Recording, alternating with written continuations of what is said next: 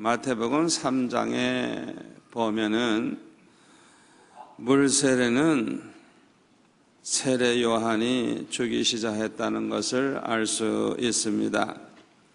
거기 5절에 보면 이때에 예루살렘과 온 유대와 요단 강 사방에서 세례 요한에게 사람들이 나와가지고 자기들의 죄를 자복하면서 요단강에서 그에게 세례를 받았다, 그렇게 기록이 되어 있습니다.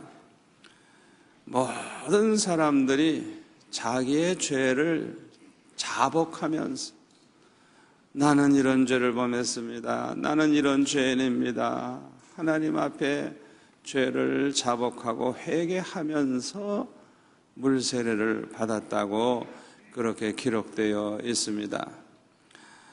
그런데 그때에 자기들은 세리나 죄인들과 같지 아니하고 자기네들은 의롭다고 자처하는 이 바리새인들과 사두개인들이 회개하지도 아니하고 당당하게 나와가지고 세례를 받으려고 하니까 세례 요한은 그들에게 이렇게 말했습니다.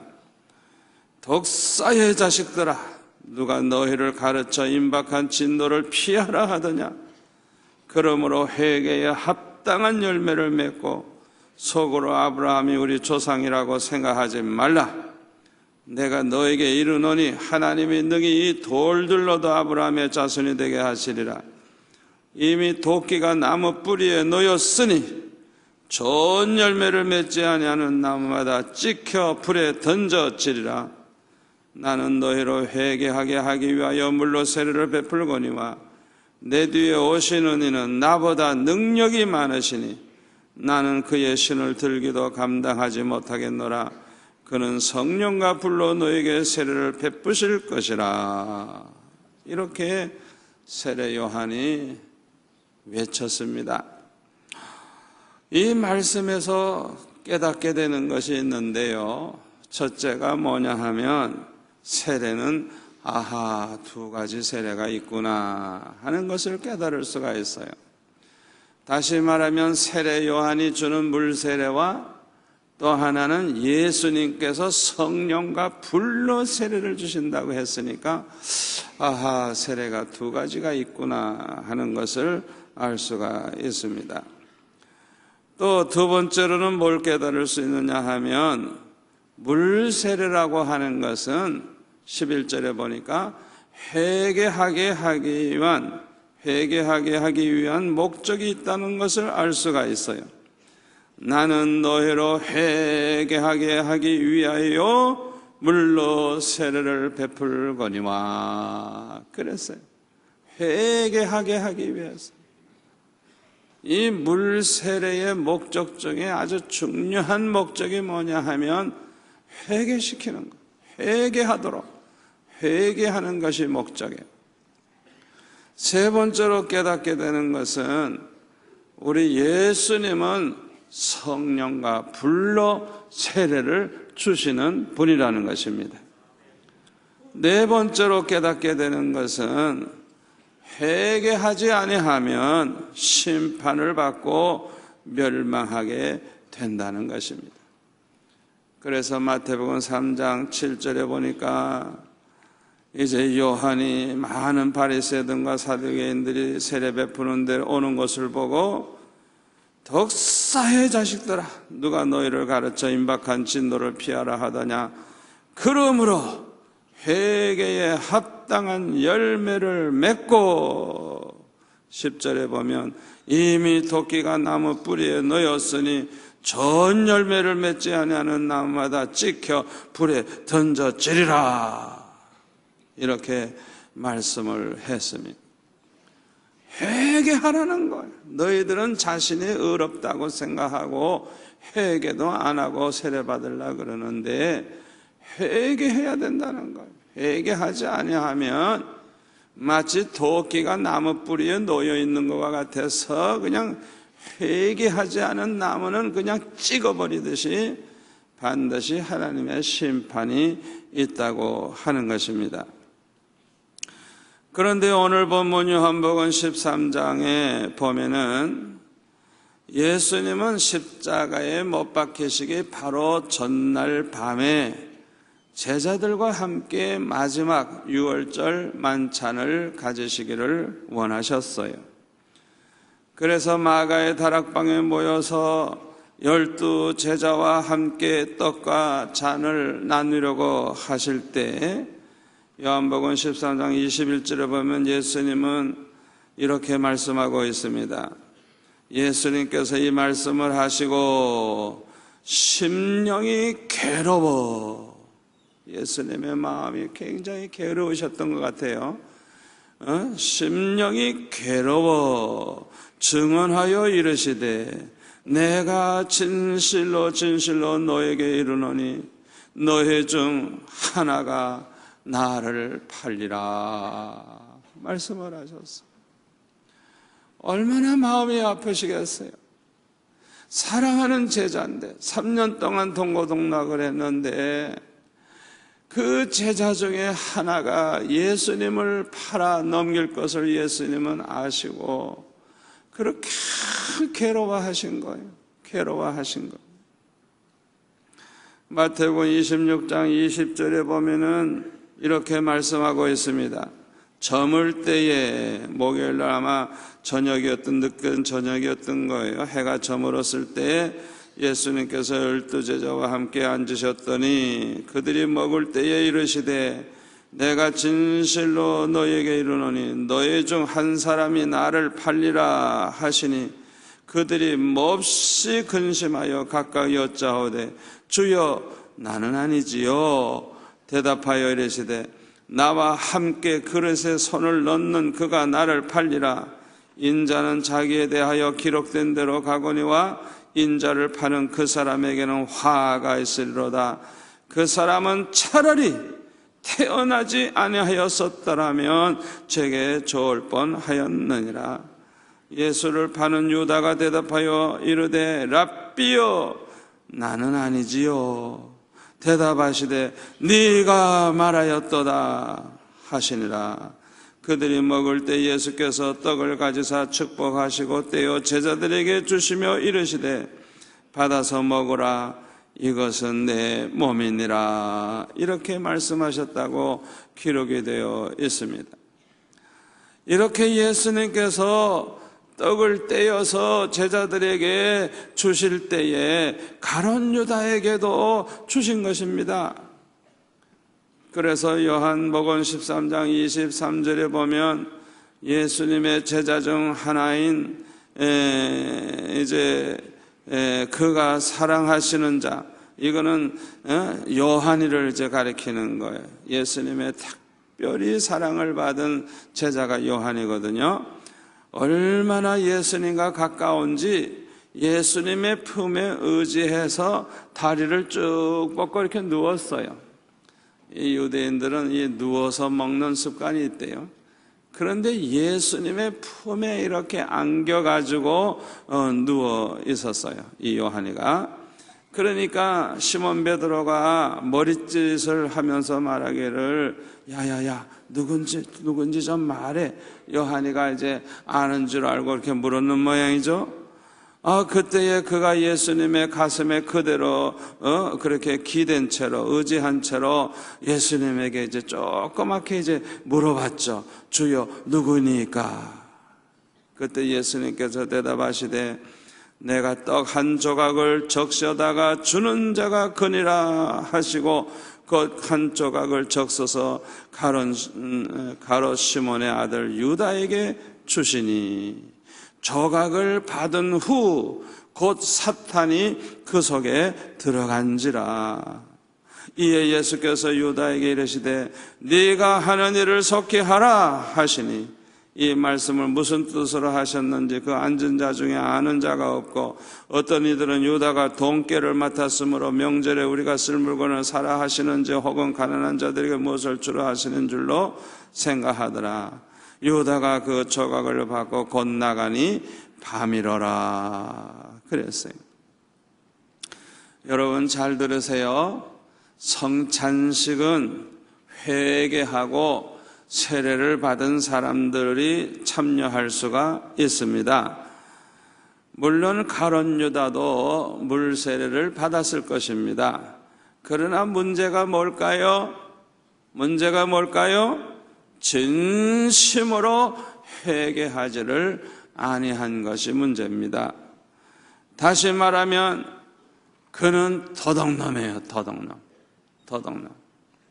요한복음 12장 4절에 보면 제자 중 하나로서 예수를 잡아줄 가룟 유다가 말하되 이 향유를 어찌하여 300데나리온에 팔아 가난한 자들에게 주지 아니하였나이까 하니, 이렇게 말함은 가난한 자들을 생각함이 아니요 그는 도둑이라 돈깨를 맞고 거기 넣는 것을 훔쳐 가미러라. 도둑놈이라고 성경은 분명히 말씀하고 있어요. 이렇게 적은 액수겠지만은 액수가 문제가 아니에요. 자기 것도 아니고 자기 마음대로 할 수도 없는 제자들 예수님과 함께 같이 공용으로 쓰는 그 돈을 갖다가 자기 마음대로 슬쩍 뺏어가지고 자기 개인적으로 그렇게 사용을 한 거예요. 그래서 그는 도둑놈이라 해서 도둑놈이다. 아무리 세례를 받았으면 뭐래요? 회개를 하지 않았는데. 그런데요, 회개는요 사실 내 맘대로 할 수 있는 게 아닙니다. 형식적인 회개는 누구나 다 할 수 있어요. 그러나 진실한 회개는 하나님의 은혜가 아니면 할 수도 없고 할 마음도 생기지 않는 것입니다. 진실한 회개는요 구원받은 믿음의 사람들만이 할 수가 있는 것입니다. 진실한 회개는 성령으로 거듭난 사람들만이 할 수 있는 것입니다. 그러므로 이 진실한 회개는요 구원받은 증거가 되는 것입니다. 여러분 그거 아셔야 돼요. 제가 목회를 40여 년 동안 하지만은 그 사람이 뭐 집사고 장로고 권사고 그거는 아무 의미 없어요. 직분이 문제가 아니에요. 절대로 회개 안 하는 사람을 내가 봤어요. 죽어도 안 해요. 죽어도 안 해요. 끝까지 안 해요. 얼마나 나쁜 짓을 많이 하면서 그러면서 회개할 줄은 한 번도 그 눈에서 눈물을 본 적이 없어요. 얼마나 지독한지. 회개하는 거하고 아주 담쌓고 회개하는 거하고는 아주 원수가 된 모양이에요. 죽어도 회개 안 해요. 회개가 되질 않아요. 그 사람은 구원받은 사람이 아니에요. 그 자녀들이 저한테 얘기하는 게 뭔지 알아요? 자기 아버지는 예수 믿는 사람 아니래요. 교회에서는 장로 노릇을 하는데 집에서는 아이들이 그래요. 자기 아버지는 예수 믿는 사람 아니래요. 속일 수가 없죠. 죽어도 회개 안 해요. 여러분 이 자리에 앉아 계신 분들 잘 생각하세요. 회개를 형식적으로 해놓고 아무리 교회에서 집사, 장로, 권사 되면 뭐합니까? 목사가 되면 뭐합니까? 전도사가 되면 뭐합니까? 회개 없는 사람은 구원받은 사람 아니에요. 거듭난 사람 아니에요. 그 사람은 구원받은 믿음이 없는 사람이에요. 여러분 회개가 얼마나 중요한 줄 압니까? 가룟 유다에게는 진실한 회개가 없었어요. 그러므로 가룟 유다는 예수님이 주시는 그 떡을 받은 후에 사탄이 그 속에 들어갔다고 오늘 본문 27절에 보면 말씀하고 있어요. 누구나 이렇게 사탄이 완전히 들어와 가지고 사탄에게 사로잡히게 되면 절대로 회개할 수가 없습니다. 그러므로 가룟 유다는 회개하지 않고 그 자리를 떠났어요. 결국에는 성찬식에 끝까지 참석하지 아니하고 예수님을 원수들에게 팔아 넘기려고 그 자리를 떠난 것입니다. 이제 예수님이 십자가에 못 박히실 시간이 가까웠기 때문에 가룟 유다는 예수님을 죽이려고 계획하고 있는 대제사장들과 의논하기 위해서 그 자리를 떠난 것입니다. 이 사탄은요, 우리를 타락시키고 멸망하게 만드는 술과 비슷해요. 여러분 중에 아직 술 못 끊으신 분 있으면 잘 들으세요. 처음에는요, 사람이 술을 먹습니다. 정신이 멀쩡한 사람이 이제 술집에 가서 술을 먹어요. 처음에는 사람이 술을 먹어요. 그런데 어느 정도 취하면요, 술이 술을 먹어요. 그 다음에는요, 어떻게 되는 줄 알아요? 술이 사람을 잡아먹어요. 그걸 하셔야 돼요. 그렇기 때문에 자기 자신의 믿음이 약해서 아직도 결단을 하질 못해서 의지가 약해서 뭐 사업상 어떤 형편에서든지 술을 먹게 됐다고 하면 빨리 회개하고 술을 끊어버려야 되는데 술을 끊지 않고 계속 먹으면 희한합니다. 이제는 아주 그냥 편안하게 술을 먹습니다. 그냥 술을 먹은 기분에 더 먹습니다. 그냥 술이 술을 먹는 거예요. 술김에 술을 먹는 거예요. 그러다가 나중에는 그냥 간암에 생기고 간경화에 걸리고 나중에는 그냥 그걸로 5만 가지 병이 다 생기고 술 먹다가 그냥 음란한 짓하고 창녀들하고 음란한 짓하고 술 먹다가 그냥 실수하고 그냥 술 먹고 운전하다가 그냥 사고 나서 병신되기도 하고 죽기도 하고 그냥 그래가지고 그냥 망해버리는 거예요. 그냥 망해버리는 거예요. 술로 망하는 거예요. 여러분, 사탄도 똑같아요. 처음에는 교회 다닌다고 하면서 사탄이 좋아하는 일을 할 때가 있어요. 이때 진심으로 회개해야 하는데 회개하지 아니하면 그 다음에는 사탄이 시키는 대로 사탄이 좋아하는 짓을 하게 되는 거예요. 결국에는 사탄의 종이 되어가지고 멸망하고 마는 것입니다. 가룟 유다는 처음에는 아마 얼떨결에 돈꾀에서 돈을 슬쩍 빼돌렸을 거예요. 아마 얼떨결에 그 돈꾀에서 꺼내가지고 자기가 쓰고 또 나중에 집어넣으면 되겠지, 그렇게 생각했을지도 몰라요. 성경에 뭐 설명이 없으니까 뭐 상상은 자유지만은 그랬을지도 몰라요. 하여튼 처음에는 어떻게 그렇게 됐는지 모르지만은 얼떨결에 그런 짓을 했을지 몰라요. 그러나 문제가 뭐예요? 회개하지를 않는 거예요. 회개하지 않는 거예요.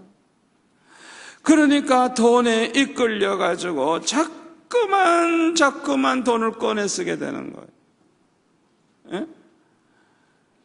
그러니까 이 돈이 필요할 때가 있잖아요. 그럴 때마다 한 번 꺼냈으면 두 번 꺼내기는 첫 번 꺼낼 때보다 쉽습니다. 세 번째는요, 더 쉬워요. 네 번째는요, 아무렇지도 않아요.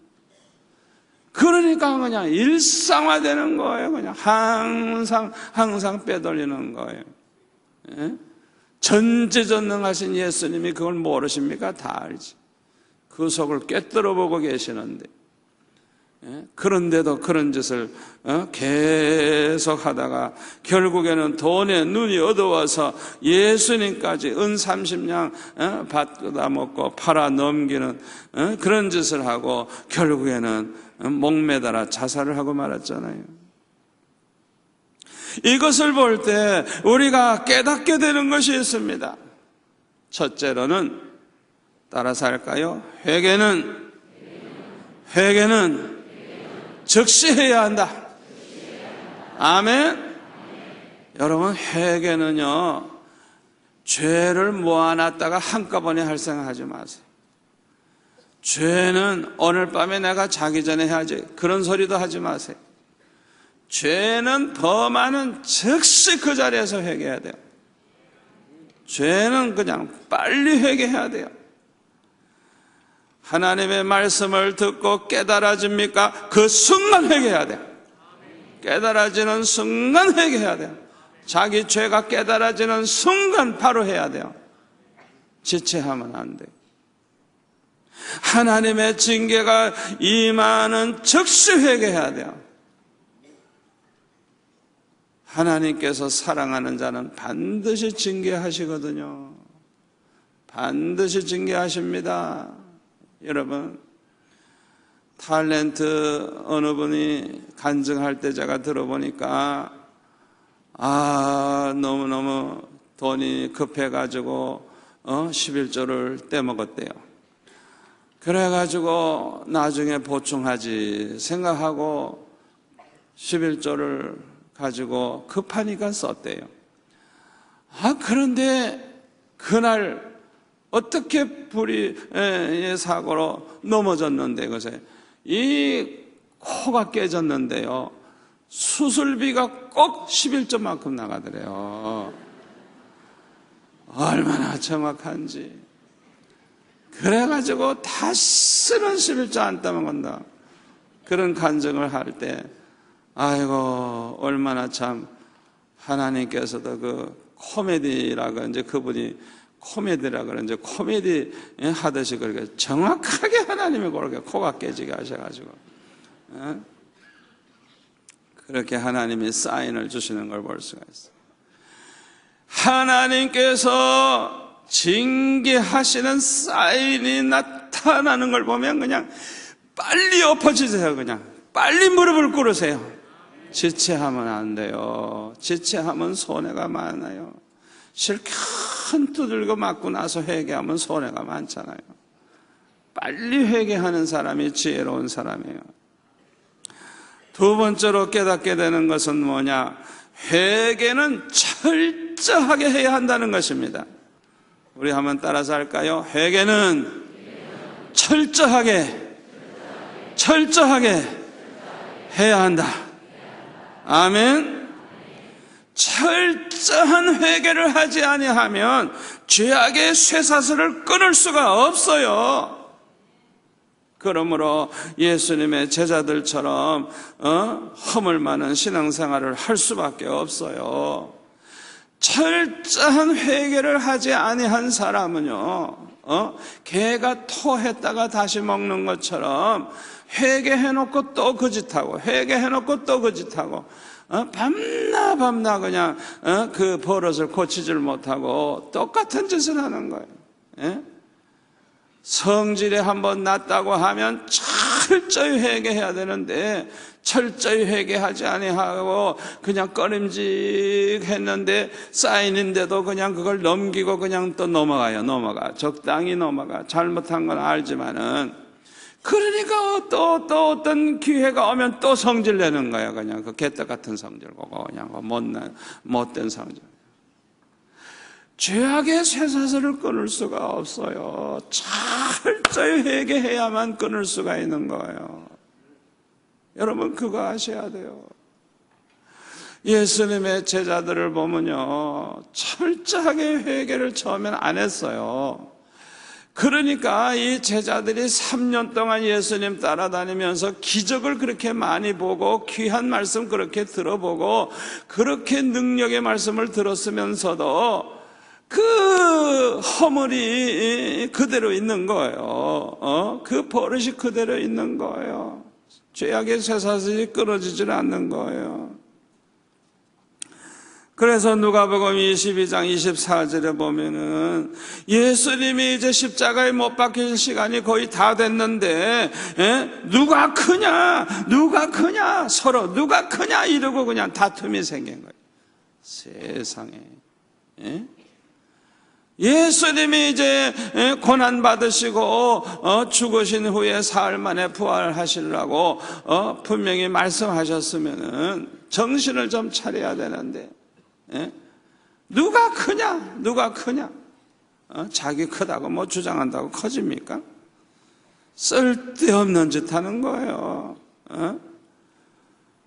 어떤 사람은 내가 우리 교회에 첫 번째 안수집사라 이래가지고 어른 노릇을 하려고 그래요. 이게 누가 크냐 다투는 제자와 똑같은 거예요. 여러분, 예수님이 뭐라 그런 줄 알아요? 섬기는 자가 제일 큰 자가 된다 그랬어요. 섬기는 자가 제일 큰 자가 되는 겁니다. 제일 잘 섬기는 사람이 하나님도 제일 크게 보시지만은 제일 존경받는 사람 됩니다. 자기가 무슨 뭐 첫째라고 자기가 뭐 제일 크다고 주장한다고 되는 게 아니에요. 그건 자기 생각이지. 사람들은 아이고 저런 인간, 저 골치 아픈 인간, 아이고 철도 안 난 인간, 제일 작게 봐요. 오히려 철이 안 난 인간으로 봐요. 그것도 모르고 자기는 제일 크다고 생각해요. 어리석은 사람이죠. 또 마태복음 26장에 보면은 예수님께 향유를 부어드렸을 때 그때에 그 8절에 보니까 제자들이 보고 분개하여 이르되 무슨 의도로 이것을 허비하느냐, 이것을 비싼 값에 팔아 가난한 자들에게 줄 수 있었겠도다. 여기 보면 가룟 유다 혼자만 그렇게 야단법석한 게 아니에요. 제자들이 보고 분개했다는 거예요. 예수님이 이제 곧 십자가에 못 박히실 텐데 그 장례 지낼 준비를 하느라고 하나님께서 은혜 받은 이 여인을 통해서 그 300데나리나 되는 비싼 향유를 예수님에게 부어드렸는데 그걸 보고 분을 내는 거야. 분을 내는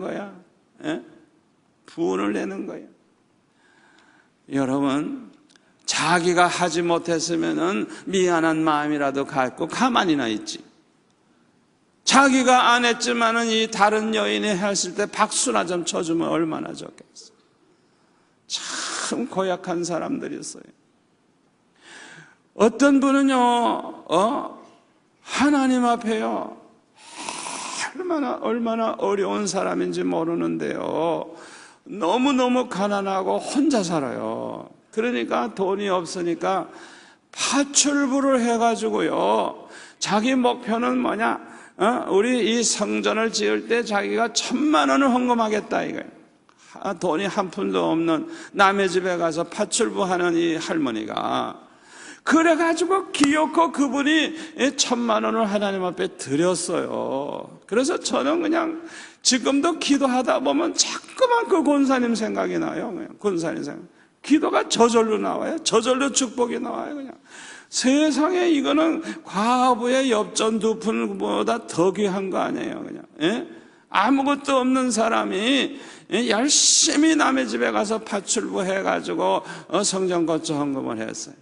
그런데 돈 많은 다른 교인들이 뭐라 그러는지 알아요?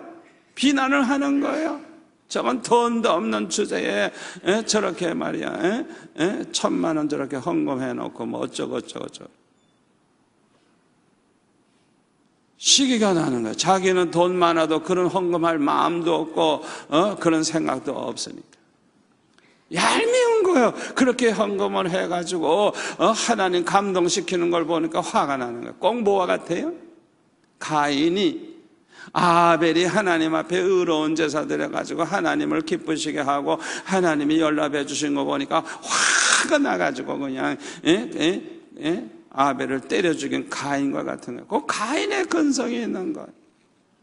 자기가 못했으면 부끄러운 줄 알지, 죄송한 마음을 가져야지. 남이 하는 걸 보고 비난을 하면 어째. 이 제자들이 말이죠, 이 철이 안 나도 보통 철이 안 난 사람 아니에요. 가룟 유다가 했다면 이해가 돼요. 가룟 유다. 그러니까 도대체 이 제자들의 이 수준이 어느 수준이냐 이게. 막 그냥 보고 분개했다 그러니.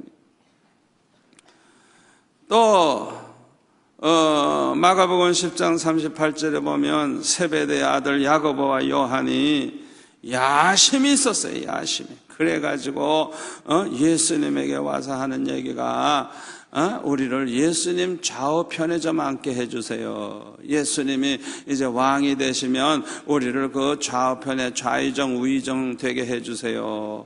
이렇게 와서 미리 부탁을 했어요.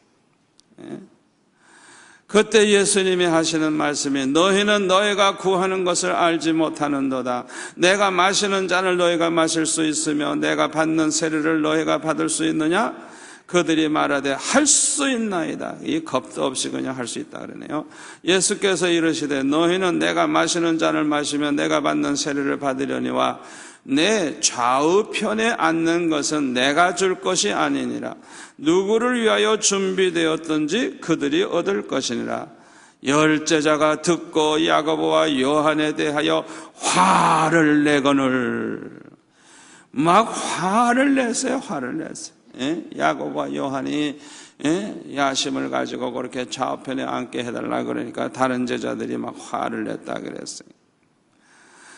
이들에게 예수님은 섬김의 도리를 말씀하십니다. 내가 온 것은 섬김을 받으러 온 것이 아니니라. 나는 섬기려고 왔노라. 나는 많은 사람의 대성물로 내 목숨을 주려고 왔노라. 말씀하시면서 이들에게 이제 교훈하시는 걸 볼 수가 있어요.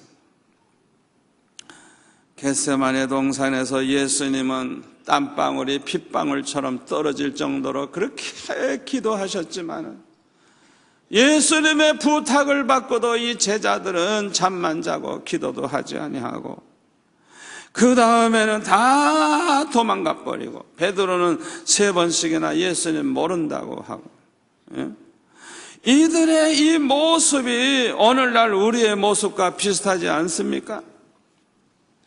그러므로 우리는 철저히 회개함으로 성령의 세례를 받아야 합니다. 성령의 세례는요, 철저히 회개하는 사람만이 받을 수가 있어요. 그래서 승천하시는 예수님께서는 사도행전 1장 4절에 보면 사도와 함께 모이사 그들에게 분부하여 이르시되 예루살렘을 떠나지 말고 내게서 들은 바 아버지께서 약속하신 것을 기다리라. 요한은 물로 세례를 베풀었으나 너희는 몇 날이 못되어 성령으로 세례를 받으리라 하셨느니라. 아멘. 예수님의 이 말씀을 그대로 순종을 해서 마가의 다락방에 모여가지고 전혀 기도에 힘쓴 120명의 성도들은 모두가 다 성령의 세례를 받았어요. 사도행전 2장에 보면은 그 당시 상황을 이렇게 자세하게 기록하고 있습니다. 오순절 날이 이미 이름에, 그러니까 열흘 동안 기도한 거예요. 그들이 다 같이 한 곳에 모였더니 호련히 하늘로부터 급하고 강한 바람 같은 소리가 있어. 그냥 쌩쌩 강한 바람이 부는 소리가 났다는 거예요. 그들이 앉은 온 집에 가득하며 마치 불의 혀처럼 갈라지는 것들이 그들에게 보여 각 사람 위에 하나씩 임하여 있더니 그들이 다 성령의 충만함을 받고 성령이 말하게 하심을 따라 다른 언어들로 말하기를 시작하니라. 그랬어요. 전혀 기도에 힘쓰면서 예루살렘 떠나지 아니하고 성령의 세례를 기다리고 있던 이들에게 이렇게 성령의 세례를 주신 것입니다. 그 열흘 동안 어떤 기도를 했다고 여러분 생각합니까? 그동안 농땡이 친 거, 그동안 너무너무 주님 앞에 부끄러운 짓 한 거, 그거 놓고 회개하지 않았겠어요? 열흘 동안. 그냥 성령의 세례 주세요. 성령 그 소리만 그냥 반복했을 것 같아요. 기도하다가 보면 은혜 받고, 기도하다 보면 깨달음이 오고, 기도하다 보면 전혀 생각지도 못했던 죄악이 막 떠오르고 이래서 기도하다가 보면 결국에는 그냥 회개의 기도가 막 그냥 쏟아져 나오고, 그러다가 보면 성령의 불이 임하는 것입니다. 아멘. 철저히 회개해야 성령의 세례를 받을 수 있기 때문에 사도행전 2장 38절에만 베드로가 이렇게 말합니다. 우리 한번 다 같이 읽을까요? 너희가 회개하여 각각 예수 그리스도의 이름으로 세례를 받고 죄사함을 받으라. 그리하면 성령의 선물을 받으리니 이 약속은 너희와 너희 자녀와 모든 먼 데 사람 곧 주 우리 하나님이 얼마든지 부르시는 자들에게 하신 것이라. 아멘. 회개하고 죄사함을 받으라는 거예요. 회개하고 죄사함을 받으라는 거예요. 그러면 성령을 선물로 주신다는 거예요. 아멘. 우리가 회개를 철저히 하면 어떻게 매듭을 짓게 되느냐? 철저히 회개하다가 성령이 임하시는 것입니다. 왜? 회개하면 죄사함 받고 성령을 선물로 주시겠다고 약속을 하셨기 때문에 그런 거예요. 제가 아는 어떤 목사님은 참 솔직한 분이에요. 목회를 몇십 년 했지만은 자신이 끊어버리지 못한 죄가 있다 그랬어요. 아무리 그 죄를 안 범하려 그래도 그 죄가 남아있는 거예요. 그 버릇이 안 없어지는 거예요. 그러니까 가만히 생각해 보니까 그거 끊어버리지 못한 그 죄 하나 때문에 뭔가 정확하게는 모르겠습니다만은 그것 때문에 목회가 안 되고, 그것 때문에 길이 안 열리고, 그것 때문에 하나님 기뻐하지 않고, 그것 때문에 될 일이 안 되고, 여러분 중에도 그런 죄가 있는 사람이 있을 거예요. 자기 힘으로 아무리 해도 안 되는 거예요. 안 되는 거예요. 너무너무 속상한 거예요. 회개해도 또 넘어지고 또 넘어지고. 그러니까 아예 40일 금식 기도를 작정하고 해버렸대요. 왜? 죽으면 죽으리라. 내가 이 죄를 끊어버리지 않고서는 내가 안 되겠다. 그래가지고 자기가 끊어버리지 못하는 죄 때문에 40일 금식 기도를 했대요. 여러분, 이런 사람은요 반드시 은혜 받습니다. 반드시 하나님께서 성령의 불로 채워주십니다. 이분은 글쎄 끊어버리지 못한 죄를 회개하려고 40일 금식하다가 그냥 죄만 사함받는 게 아니라 성령의 능력을 받고 성령의 불을 받아가지고 대부흥사가 돼버렸어요. 그냥 교회가 그냥 얼마나 부흥이 되고 얼마나 능력 있는 하나님의 종이 됐는지 몰라요. 아멘. 철저히 회개하면 반드시 하나님께서 죄를 이기게 하시고 죄악의 쇠사슬을 끊어 버릴 수 있게 해 주십니다. 우리가 하나님 앞에 철저히 회개하면요 우리의 이 영적 회복이 와요. 영적 회복.